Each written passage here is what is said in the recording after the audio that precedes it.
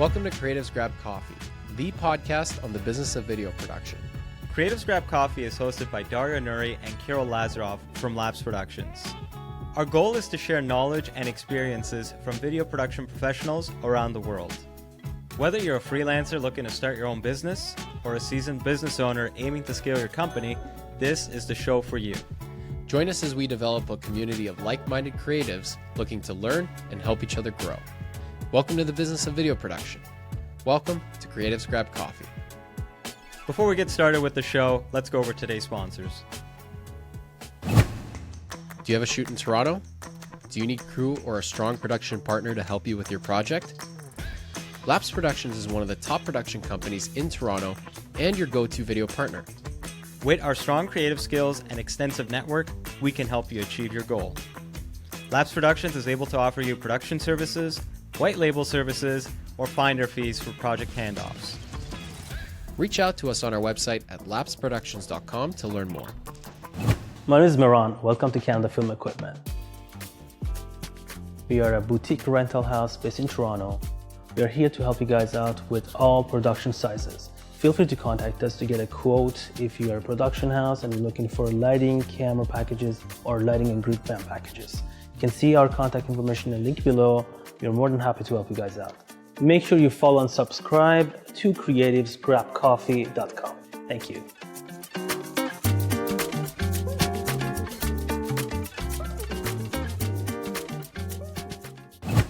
Hey, what's up, everybody? I'm Matt. Welcome to Audio Process. We are a boutique audio company doing location sound, sound design, post-sound, ADR, Foley. We service equipment. We do all your audio needs here in Toronto. We got you covered. Come on down, audioprocess.ca.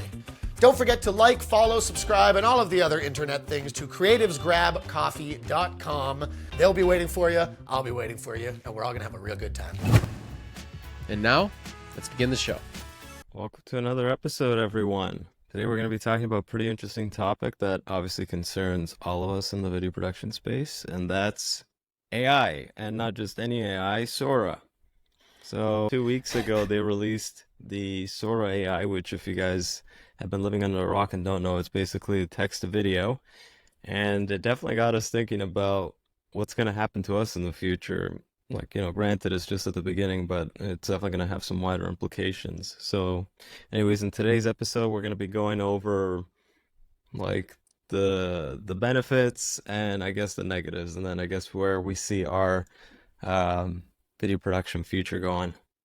But before we really dive into it, let's just first go over like what our first impressions were when we first heard the news about it. What was like the first thing that popped into your mind, Dario, when it came in? That our job is at risk, basically. Yep. It's not done. now, obviously, because it's still early. But there's it's gonna be an interesting future. First they went after the graphic designers, and I kind of just went, they're not gonna come after me, and then they came after me. Or technically, it was first they went after people that ChatGPT kind of took care of. I don't know. First they went after the writers, essentially the writers. The writers, then the graphic designers, and now it's us. We're next on the chopping block. You're forgetting also the photographers, because that was the next bit with the AI photos that came out, and it got me thinking a lot about like kind of like how it's going to affect specific people within our industry, and especially what industries it will affect. But that's kind of like something a little bit more later on that we can kind of go over. But what would you say are some of the really good aspects of the AI video coming in now? There's quite a bit, actually. So again, at first impressions was, oof, we're next. But when you look at it from a business perspective, all these AI tools that are coming out essentially are just that. They're just tools. So they're just helping to streamline our processes in a way. So, and lower costs as well. They're very cost effective, right? So the way I'm looking at it is that it's going to help our business in the long term, right? Because again, well, let's go through like the very first one that I can think of on a technical level is like, okay, now we can include more B-roll content in our shoots, right? We can just like not now, obviously, because Sora just Well, came out, but maybe in the long term, what we could do is just like, let's say we're at a shoot, we don't have time to grab something. Well, we don't have to stress out. We could go home and then just text to video it, and then boom, we have that B-roll shot we needed for the video. There it is. That's one really well, cool thing we could possibly do in the future. it's a potential, but again, it also depends on what you're capturing. And this was like something that we discussed before, where if it's specifically B-roll that might be even like taken from the stock footage world specifically, because a lot of the time when you're filming content for a lot of corporate clients, there are sometimes footage and clips that you need to source from stock footage sites that are very specific to what you're talking about, something that may not be able to be captured at the location that you're filming. And this is something that could essentially affect that aspect of the whole process in terms of sourcing B-roll content. Um, I wonder how advanced it'll get to the point where if you feed it, I'm curious if you feed, for example, some B-roll that you've already filmed from a certain shoot and asking it to say, give us a different angle from this scene that we're filming. It's like, oh, can you include a wide from this scene based on the footage that we gave you? Well, you can That I'm already do really that in curious. Photoshop. You can already do that in Photoshop. I was speaking with a I wedding know, photographer, and he said that he took this shot of the bride and groom, and he's like, "Oh, you know what? I wish that I shot it a little bit wider." So all he did was he used, I don't know what the tool is in Photoshop, but you can just like zoom out, and it'll create the missing stuff in there, the missing yeah. contents. Well, So they're we also could probably doing do that at some point with the they're Sora doing it AI. now, That's Dario. definitely. Dario, they're doing it now already. I don't know if you know, but like a lot of people even take scenes that they filmed in video, and then they go into Photoshop to extend that frame. As long as you don't want your subject to kind of go out of the normal frame, you could actually get it a little bit Yeah, wider in terms of that. I've seen those on Reels. Like they'll do But like movie that's scenes and they'll just extend the top and the bottoms. But that they're not really doing video out of it. They're doing that's what I it's mean. just an Like, image. Yeah, like once they can do video, that'd be a lot more interesting. yeah, that's what I was touching upon. More so specifically, like say for example, you filmed a whole sequence of shots where you have like a nice wide, a nice close up or something, but it's like, oh, can you get a side angle shot of the subject that we're filming? That would be cool because essentially it's kind of recreating a different camera angle as well. Imagine even like if you're doing an interview, you do one camera and then you ask Sora to create a secondary angle with it. If it can get to that point, then that is definitely going to save a lot of budgets in future video projects. I'm curious when it'll get to that point. Yeah, like I'm thinking if we're doing like an interview shot, we can just ask it, oh, okay, can you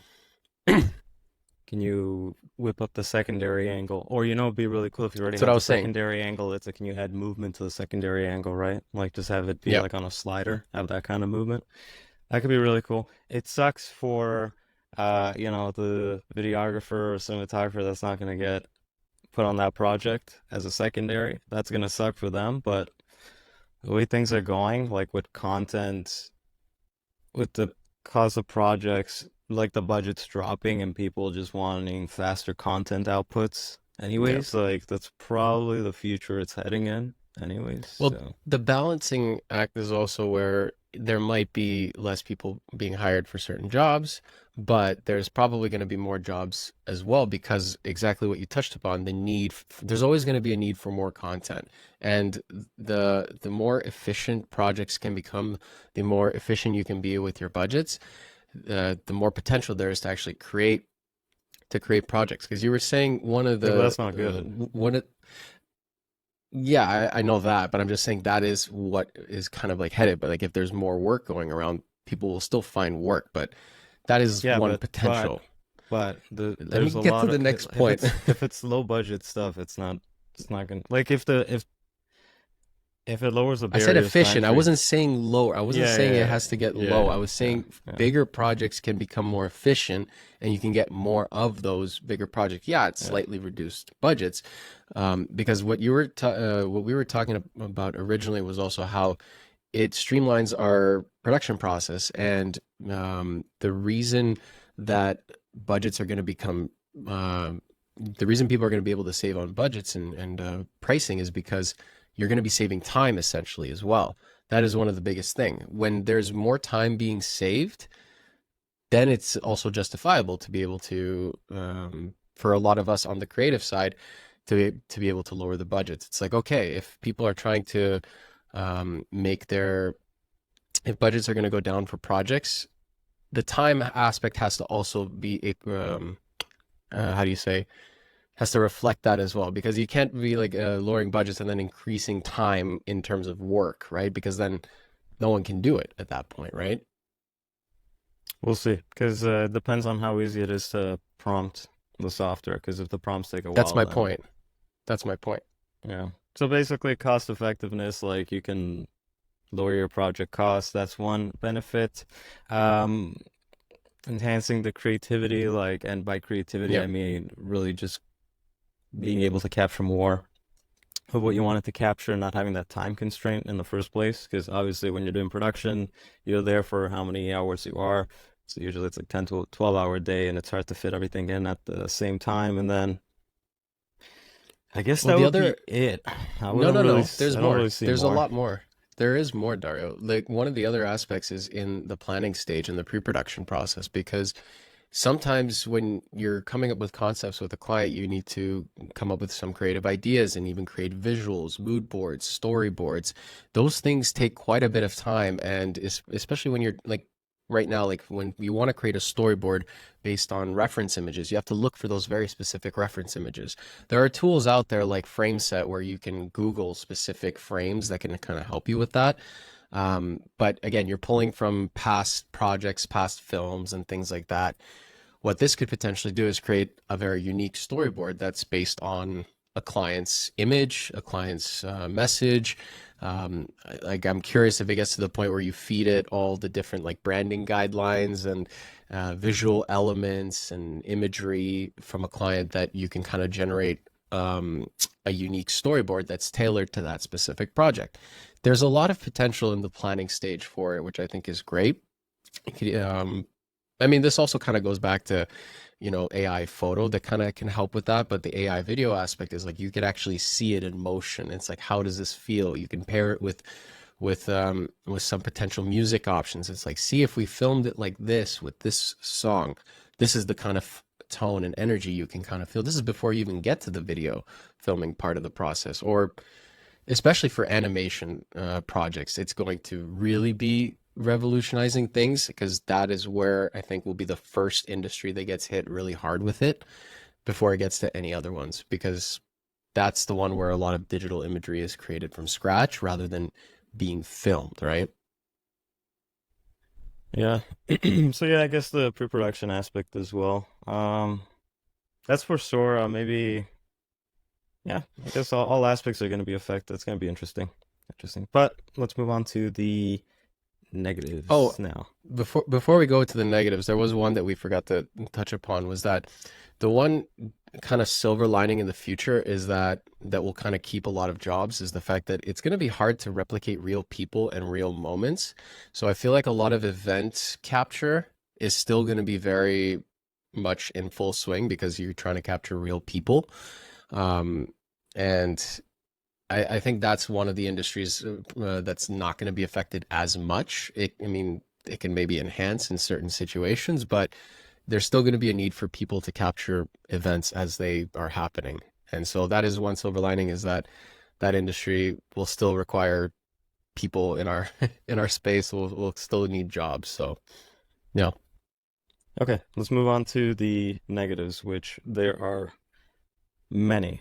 I guess we'll start off with the fact that I mean, you mentioned how if videos become more cost effective, and like the budgets will get smaller, and then you said that there'll be more work to go around because it'll lower the barriers to content creation for clients. I actually think that's a very big negative, because if it's Mhm. cheap to create content, then you're just gonna work at bulk, and Yeah. it's hard to monetize bulk, especially in service.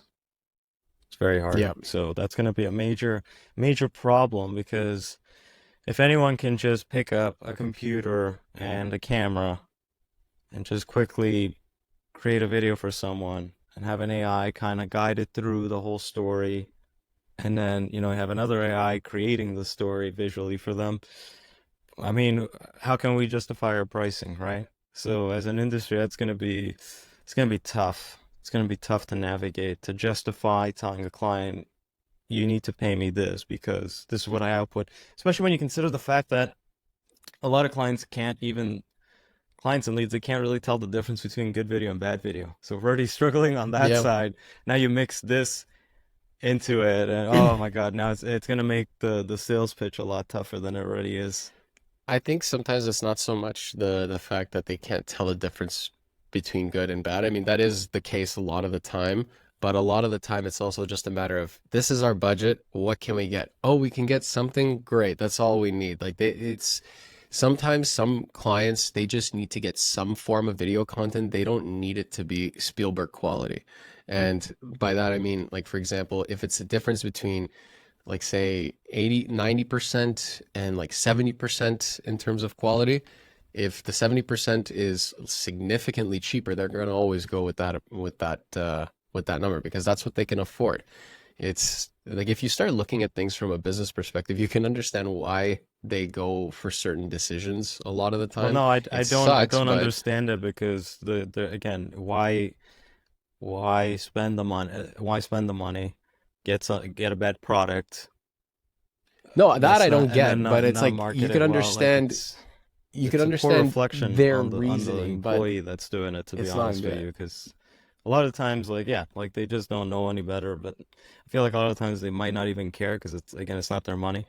If it was That's my their money, point. I Like would they be don't a care. bit more diligent than I was than I see. But yeah, it's definitely gonna be a big problem in our industry. Like, I mean, it's already an issue now because you have the low barriers to entry in terms of gear alone means that we're dealing with more competition. I mean, granted, Yep. we did benefit from that, but again, if it lowers, if it increases competition, it means the marketplace is going to be tougher, right? For you to sell your Yeah. services. Like sometimes To you be see it honest, as well. It's like, oh, well, these guys are charging way less, and it's like, oh my God, no, we got to compete with that and tell them why we're better. It's just a hassle, you know? yeah. I mean, barriers to entry are always going to be they're always going to be getting easier. They're going to always keep lowering, and it's going to be easier and easier to get into the industry. Like when we got into video production, back then it was considered very easy to get into. And it's like now you look back versus like how easy it is for people now to get into it compared to back then. It's like, wow, like we had a lot of challenges that we had to circumnavigate compared to what it would be like now. And then now with this big leap in AI video, it's gonna have to force everyone to adapt completely. Like AI, I mean, video animators especially, they're gonna have to completely pivot their service offerings and their skill sets. They're essentially going to become AI video prompters, right? They're going to have to really develop that skill. It might actually help make their processes a little bit more efficient as well in terms of creating their content in bulk, maybe. But like that's one of the biggest shifters because I think, as I mentioned before, that is the one part of the industry that's going to be affected first and probably the hardest. Um, but I mean, there's a lot of other potential negatives as well, and like we already see this with a lot of other aspects in the world is AI fatigue, right? When you start seeing more and more AI video content, I feel like you could always tell, kind of like how you can tell in CGI movies that it's CGI. It's like, yeah, it looks really realistic, but at the It same looks time, you good. can tell. Yeah, it looks good You at can the tell. beginning, and then after, like even with Sora, it looked really good the first day it came out. I was like, ooh, Yeah. it's looking really good. But then after like a day or two, like, yeah, When you you can keep kind of looking at it, tell. you notice things. Like that's the thing. Like I think I mean again, it's in its early stages, right? It's probably going to get more advanced, but at the same time it's I feel like we're still going to be able to tell. We're going to be able to tell when it's AI, based on maybe like what the people are I doing. hope that's the case. Like, I hope, because I hope. I think so, but I'd like to think so. yeah, I hope that's the case. Because if not, then yeah, that's gonna be a tough one. I mean, again, we'll be able to create some really cool content with it if it gets to the point where it passes that uncanny valley. But again, it will affect us negatively as well. Um, And we already mentioned how we'd be bringing less people to set as crew members, so there's already going to be a negative impact to industry professionals in that sense as well. Like I'm thinking not just also from like Sora, but if you think about, for example, um, audio, the Hmm. audio tools out there right now, the AI tools for audio, they're pretty damn good. Yeah. So sometimes, like if you're trying to close a deal and you're like, okay, the audio ops costing me, it's bringing it over budget, and if I can just cut that out, I can close the deal. You're gonna cut that guy out, and you're just gonna go like, okay, I'll just use regular audio that I have, like a Tascam or whatever, TGI mic, and then I'll just clean it up and post. And if it does like a pretty good job, well, a lot of people are gonna make that decision. So that's one crew member that's gonna have a tough time. And We already that's, mentioned the secondary cinematographer, second cam op is gonna be tough. Like, I mean, it's if you look at a lot of like historically in terms of jobs that would have to be cut out in terms to fit within a certain budget range for a project, like if you look back in the day when they were creating video content, you would need quite a few people. Even today, for a camera department, right? Like you would need a focus puller, you need another camera assist, or like first, second, or third camera assists. But there's been leaps in technology, like for example, like for lower budget projects, a lot of corporate based projects sometimes, where even just autofocus alone, that kills one entire job right there because you need to make it work. And the Sora's introduction just kind of reminds us how every leap in technology is going to cut out a job somewhere. hmm But at the same time, I feel like it could potentially create new jobs, right? Because essentially, what we're going to have to become is AI video prompters. That's going to become a new job, essentially, right? And I So if you mean, I don't got know. into Like, this job because we'll you see. failed at essay writing, well, sorry to tell you, you got to get back into it. You got to get better at writing again. Yeah, or you just Or it's tell like, give me ChatGPT to, video. yeah, tell ChatGPT, write the prompt for me, please. I'm It illiterate. actually has that already. It actually has that Yeah. already. I was when Sora came out, or the when Sora was announced, I looked up what was already kind of out there, and ChatGPT already has a Sora prompt aid. So you give it a little bit of a general description of what you want, and then you ask it to create a structured prompt for you, and it gives it very well detailed. It's like the tone, energy, You mentioned the feel. prompts, like we have to become prompt engineers. Actually they're working towards going, I forget what the term is for it, but um because prompts have to be written in a certain way. Like Yeah, I'm remembering like my mid-journey prompts. Like you can't write like a whole paragraph. You have to write a couple words, comma, like this, that. Like that has to be broken, right? Kind of like bulleted in a way. So bullet point. I Yep. know they're trying to shift away from that to like more free flow. So you could just say something as simple as you just describe it in a paragraph type of situation, right? So Hmm. that is what they're trying to do. I think Stable Diffusion is trying that, which means probably Midjourney will introduce it, and if Midjourney introduces it, then probably it'll be included in Sora. So Yeah.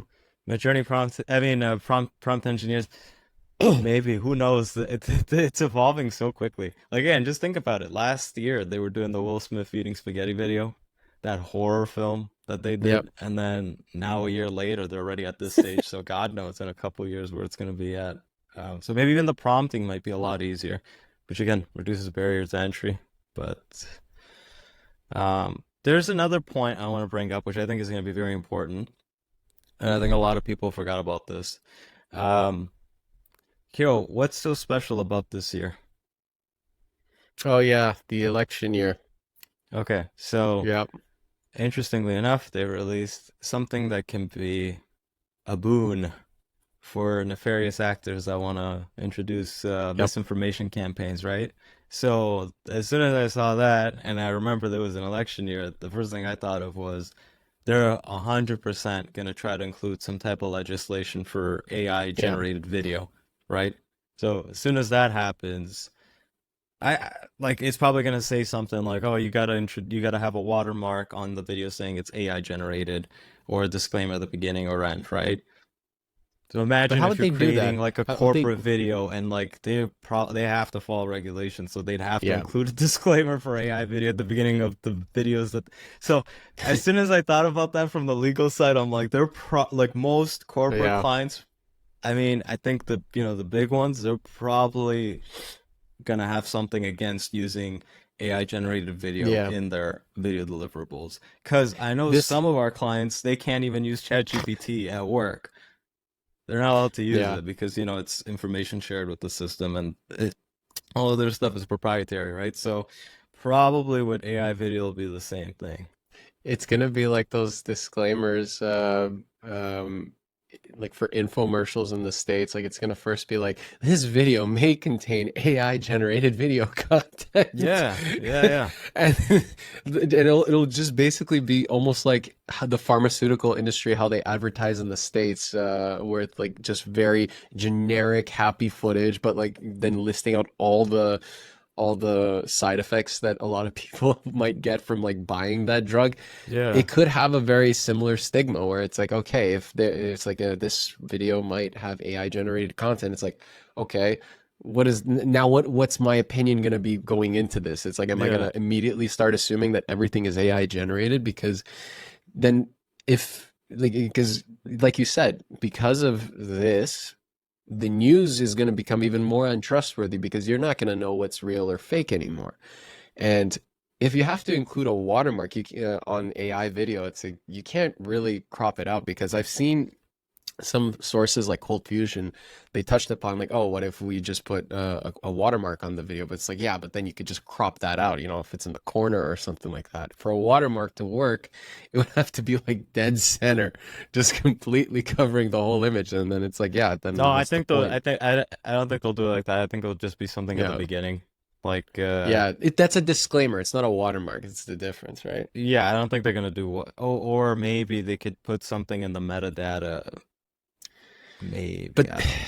But to, it'll 100% be something at the beginning of the video saying, following is AI generated content. It'll have to be like that. They're 100% gonna do something like that. yeah, doing the metadata I don't think is a trustworthy way because they had it as an example with AI photo content where if they put it in the metadata of photos, but then people just screenshot it, that eliminates all that metadata right there. So then like it's very easy to circumnavigate metadata, I think, in that type of situation. But I think it's not gonna be a watermark. I think it's gonna be because the just watermark will be disclaimers. too distracting, or unless it's something hidden in the image that you can easily tell. But it's they're gonna. I think it's gonna be like the drug commercials. They'll put like a disclaimer at some point. This Well, like again, this is for like stuff that this is like B2C type of stuff or public yeah, corporate content. Um, yeah, let's see how it goes. Another thing is if you're publishing AI content on social media platforms, I know right now on TikTok you got to tell it it's AI yeah, generated. So, and I know AI generated content doesn't do as well organically. yeah. From what I've read, I don't know if that's accurate or not. Well, Again, I'm not what the best marketer, but that's definitely going to impact the client's decision to include so AI what content TikTok in their so videos what because if it's not going to do well organically or even with some like or whatever, like they might be more hesitant to use it. So what TikTok is doing right now is they're trying to train their own AI identifier, um, where essentially it's asking users to tell it when it's uploading content what is AI content and what isn't, so that its own AI detection system can learn how to identify AI content. So it's right now gathering data from that aspect, and that is how they're going to train these AI detection systems where people tell what would be AI generated and what isn't. We've mentioned how like sometimes people make comments like, oh, this has to be AI, where it may not be the case. It would have to be up to the uploaders to identify it more accurately. So I think it's going to get into the I don't see it as an impossibility that a lot of social media platforms are going to be able to identify what is and isn't AI. It's kind of like how you see what people identify as misinformation these days, online it's like, oh, this topic, this video talks about this topic, so it may contain misinformation or this and that, like there are forms of that already in regards to certain content. So this is just another medium essentially that they're going to have to try to identify and sort through. But I don't know. It's we're But anyways, just a from couple the weeks in. corporate side, they're again, I can see clients being hesitant to use it if it's not going to perform as well as a non-AI generated video. But the interesting Exactly. thing would be if it is fully AI versus partly created Yeah. by AI. That's going to be the distinguishing factor. Because then again, as well, like what if it's like 99% real, but you just used like a little bit of AI, like you were missing a shot and you just put it in. But you have to declare it as like a fully like like this is an AI Yeah. generated video. That's the interesting part. Though I'll have to have like different tiers. It's like this is partly generated, this is fully generated, and then again, like the thing is, it's a problem if these social media giants decide they don't want to push it, which Exactly. could be the case. But it could also get to the point where it's so common they might decide not to punish users for generating AI content. Could also It be could that. Who also knows? it could also enhance. Like I'm curious if it'll get to the point where like you feed it a video shot and you ask the AI software, enhance this to look clean and polished and things like that. Almost like the post-production side of things. Like do a little bit of color correction and things like that. I wonder if it will have that capability as well, where to your point, because AI was involved in creating that aspect, will it be flagged as AI content at that point, when it comes to Who enhancing the knows? content? But Yeah. I mean, one of the other potential legal implications is if like you create an AI B-roll or content for some kind of organization and that kind of like promises something to the consumer and then the consumer purchases a product or service based on that false selling. I don't That's know if not that will that's not our potentially be problem, to be something. honest with you. Like on It's as a not video ours, but it production, could, it's not a but for it's not. corporations it could be. I mean, to be honest with you, every content we create goes through so many levels. Like whoever screws that up, it's up to them. That's not really like a video production's. No, That it's not shouldn't be for in it. us. It's more so on the client side, right? Like That's it is a that's their it could be problem, a to be honest potential with you. thing. I That's know. their I'm just problem. saying that is a potential thing from their end that they're gonna potentially be worried about, I'm just right? saying it has nothing to do with us. It's one of those things that's like, who cares? It's not our problem. Um, ownership, that would be something that could potentially be a problem. Because who would own the content, right? If you fully generate it on like a platform like Sora, it's not owned by you. Or technically, I think how it works. No, yeah. So if you, because I know for Midjourney, like you don't own it, or you have ownership, but so does OpenAI. They also It has own like the full everything. license. Yeah. Yeah, you have like a license to use it or something, or they say you own it. I don't know. It's like a little tricky in that regard. Hmm. But it's I can see clients being wary just because they won't be able to own the content. If Yeah. it's B-roll, I don't see it being an issue. But like, let's say you need to create, I don't know, If it's like general. imagine you got to create like a person, and you're already using AI voiceover and you're just matching the two together. That could be a problem because then they don't own the content. So their legal department might tell them they're not allowed to do that. Because again, and also because AI generated content on these platforms often is you don't own the copyright on it, so other people can just take it from you, right? But I'm trying to Yeah. think like from the corporate side, like who knows? I honestly, I think to be honest with you, I think we'll just be using it on the corporate side because we do a lot of B2B, Yeah. B2C. Not so much B2C. I think it's more B2B that we do. I just see it enhancing whatever we already have. That's how I really see it. I don't see it like getting to that point where it's like, oh my God, these bigger philosophical and legal questions, right? Yeah. I mean, like one actually benefit that we didn't touch upon is that the AI video is not going to replace the need to capture, important people and organizations. A lot of the time, people need to hear real messages from the real leaders of the CEOs, the CMOs of organizations, where they're addressing the public, other clients, their employees. You still need to capture those people. You still need to film them. So it's not going to replace the need for that type of content either. And yeah, it could probably help enhance the process for capturing that content. It can help give us better B-roll, stock footage, and things like that if it's needed for a certain project.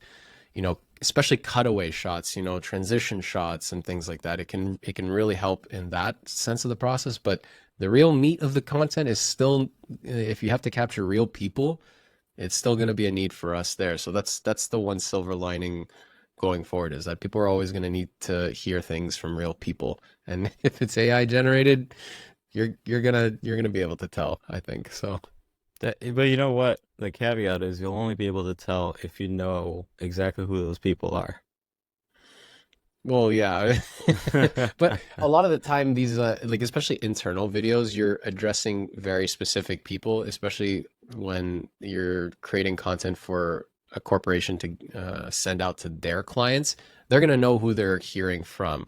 So I'm sure people will understand what's real and what isn't. I mean, again, who knows? I'm trying to be optimistic here. It could get to the point where, but that could be a problem. Is like if you create AI video of a CEO saying something that he didn't, could maybe potentially they might say something and it wasn't approved by the CEO.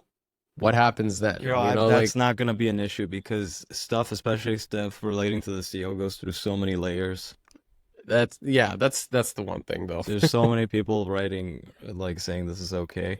You know what I was thinking would be really cool is you're there filming the CEO or whatever, and you just wanted to add an extra light that day, but you didn't have it or you just didn't have it with you because of the environment, you couldn't fit it in. You could just feed it into Sora or whatever and say add a hair light on the left side, matching the intensity of the one on the right side, and it does it. That would be so cool. Yeah, well, that goes back to what I was saying before, where I wonder if it'll get to that point where it enhances the current footage that you feed it. It's I don't here's the see why shot. not. It should get to that point, and that will help in the post-production side of things sometimes, especially when I feel like it'll really come in clutch, this AI software, when you need to do fast turnarounds, especially. And the faster the turnaround, the more projects you can actually even complete. So there is that benefit to it as well. But I don't know, it's only about a couple weeks in since it was announced. We'll see when it launches, what applications people will start using it for, and then we can do a revisit episode and see how it's in a year or two, and see how it's transformed or enhanced our industry, how we've potentially started using it. But it's too early. It's too early. It's too right early. now. That's what I mean. Yeah, it's as too soon as early they still. launch it, it's in the red team testing phase or whatever. But Yeah, as soon as it's launched, it'll still be too early. It's a couple years out. It's not around the corner. It's a couple years out. It's still gonna be to fine tune it and make sure it's. There's also the possibility it just never gets to be perfect. If you look at Midjourney, for example, they just can't figure out hands. They're on version 6 now, and they just, for the life of them, they just can't figure it out. it's just 50 hands. It looks like there's two fingers in reality. No, it's more they don't understand how many fingers hands have for some weird reason. Yeah. Getting them to do 5 fingers is the hardest thing. So who knows? It's It might just Bruce get to a point where it It's never gets Bruce to that Almighty stage. with a few fingers. Yeah, let's see. I mean, again, we're already taking advantage of AI on our end. Like we mentioned, audio editing. Obviously, we use ChatGPT. I've been testing out Gemini lately because ChatGPT's been annoying the hell out of me. I hate the way it just answers stuff and how, oh, you know what though? Here's a potential downside of Sora. So, ChatGPT during the golden era, pre-March 2023, would just give you stuff, right? Yeah, Just tell it would just do it. It was amazing. And now, it wants you to do the work. it really wants you to like take the outlines and actually write the blog post yourself, which I refuse to do because I'm too busy, right? So it Yeah. could possibly get to that stage too with video AI, or text to video AI, where it's like at the beginning, yeah, I could kind of get it there, not there yet. Then it gets to it, and then it really like, forces you to. I don't even know what it would force you to do, but it would make you jump through hoops and loops I will to tell try to you get what, what you want. I'm calling it right now. I'll tell you exactly what it's going to be. All those current videos were with very simple prompts, which like create an astronaut in space scene, and it'll create it. What it's going to start asking you to do is start to describe everything. Describe what he's wearing. How does his face But look? you'd And what is have his to. You'd expression? have Like to. you'd have to be very specific with No, but you every would have. little Yeah, detail. but Kirill, you would have to because otherwise it'll just do random stuff, That's right? true, yeah. You would have to be very specific about every. You Yeah. mentioned streamlining your stuff earlier. It will probably get to the point where it might be easier to just film it Yeah, sometimes, like right? unless you're doing something creative like that, like someone on the moon or whatever. For Yeah. basic Or stuff, it might just animation be work. easier to just film it. Like, you know that classic phrase, don't do it in post. It could get to that stage too with text to video AI, where you're like, you know what, let's just film it because it might be too difficult to get it to be exactly like this. Yeah. Well, one thing they could possibly do, and this might be a USP for us in the future, is um we could like I think Stable Diffusion does is you can create your own like custom preset, or I don't know what the term is for it. Again, I'm not the most technical guy out there. Um, but like imagine for a specific client, you would create their own custom a AI presets for like the Yeah. video side of things, right? So Like branding it has guidelines. all their branding guidelines in there. No, yeah, seriously. And then even Yeah. like the look for their videos, it's all part of that. Because I'm thinking if you're doing text to video and you're doing not just one-off clips, there would have to be a consistency in the content. Yeah. So you would It would have have to to. have like a specific, I don't know, preset designated to consistently get the same content out of that out of the series of prompts, right? So that could be Yeah. potentially one thing that we could use as a USP, um, and that we could tell clients. It's like you have your own AI, custom AI for this project. So we will create your own profile, and it'll be everything that we create will be tailored for your content. And then that might justify the potential cost increase as well, right? Because it has to be like custom to that client, you know? Yeah. Well, it's the creative input that you're putting in that you're going to be charging for. Sometimes it's not always just pure labor that you're charging for. It's also what value you're giving the client at the same time. There's always that kind of little bit of a balancing act. You have to kind of determine when you are quoting for things. Not even One creativity, other, not even creative input. It would just be consistency. yeah, Because but you're imagine creating going to the initial creative for it to be able to be consistent, right? yeah, no, That's the but the idea. consistency would probably be the key because yeah, you could go to Sora and get something, and then you might go to another um, text to video software and get something else. But trying to match those two would be like trying to match like different camera footage together in a way, right? Or even between Yeah. shot to shot might be the same situation. Like imagine in a video like you're creating, let's say 30% of it would be AI generated, right? But like what would the consistency be? Like imagine it, like the difficulty in trying to get it to all be similar. Like try doing that in Midjourney. Try to create like a consistent Yeah. series of images and like craft a story out of that. It's actually tough. It's very tough. So it'll probably be the same thing with the video. So that would probably be a USP. And you know what? We wouldn't really be losing money on projects. We'd just be shifting budget. So again, if production cheapens out a That's little what it bit, is. well, that would probably just go to pre-production or post. So maybe like if you were very production side heavy, it would just end up being more pre-production heavy now, Yeah. cost wise, or post-production side. Yeah, well, it's essentially kind of like how you shift money around when you're doing animation videos, right? There you spend all the time that would have been in production, more so in the pre-production side of things. Like when you're creating an animation video, it's like 80% pre-production, 20% actual creation of the content. because at that point everything has been decided, and then it's just minor tweaking, right? So it'll be something very similar to that, where it's going to be more less production focused, more pre and post side of things. Another thing that we did talk about a couple days ago was about how potentially what you could even do with this down the road is, if you were to go to a certain location remotely and film the entire space and kind of like 3D map it almost, and then feed that into Sora, maybe you can tell Sora, it's like, hey, here is the space for the look, almost like a location scout, right? Say you do a location scout and you 3D map everything there. With Polycam, and you just do like a LiDAR scan of like the whole area, or like the shooting area. Exactly. And then you can tell Sora, hey, we want to create this kind of sequence of scenes with these people.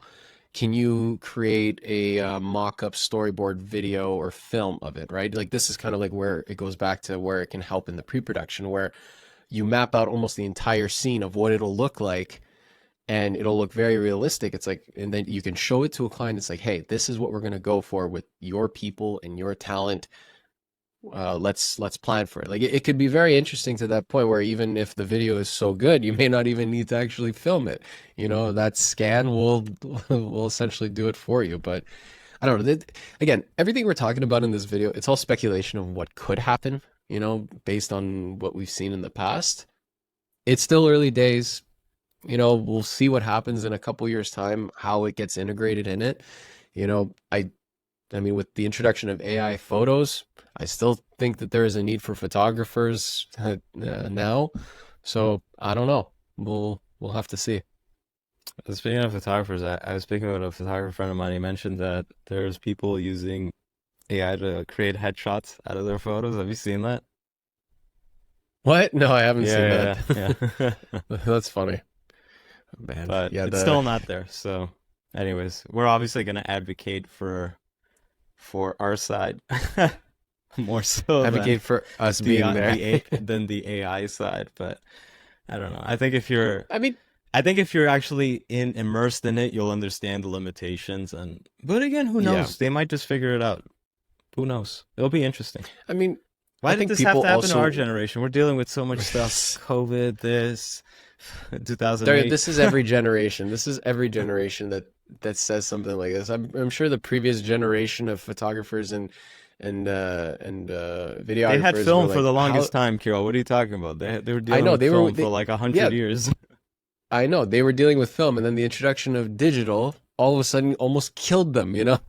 Like a lot more people started coming in and taking their work, you know. Oh, I'm saying why did our generation they got to enjoy it. We got digital. We started like what, early to mid 2000s. That started, right, and now it's already changing. So, but anyways, who knows what the future's going to be like. Yeah, I'm curious, but I think the successful people in our industry will learn how to adapt and integrate it in a certain way, or navigate it. I think there's still also going to be the need for clients wanting to have a good experience working with people at the same time. You know, if it's just always going to be just one person in a room, just dealing with a computer. I think the budget is going to be the determining factor for that one, Kirill. I don't know. I'm just saying it's like what people will want to go for, but I don't know. We'll see. Time will tell. That's all she wrote. Yeah. Anyways, all right. Well, let us know if you had differing opinions or if you agreed with us. Let us know in the comments, and yeah, we'll catch you on the next one. All right. Thanks for listening. Take care, guys. Thanks for listening to this episode of Creatives Grab Coffee.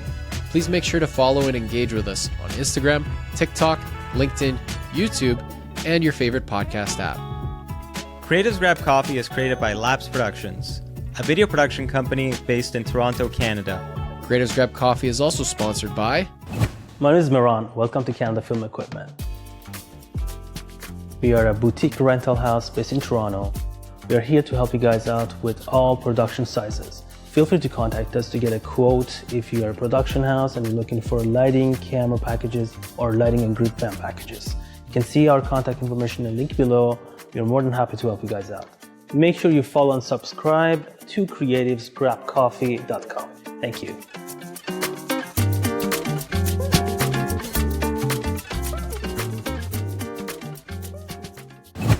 Hey, what's up, everybody? I'm Matt. Welcome to Audio Process. We are a boutique audio company doing location sound, sound design, post-sound, ADR, Foley. We service equipment. We do all your audio needs here in Toronto. We got you covered. Come on down, audioprocess.ca. Don't forget to like, follow, subscribe, and all of the other internet things to creativesgrabcoffee.com. They'll be waiting for you. I'll be waiting for you, and we're all going to have a real good time. Thanks for listening, and we'll see you on the next one.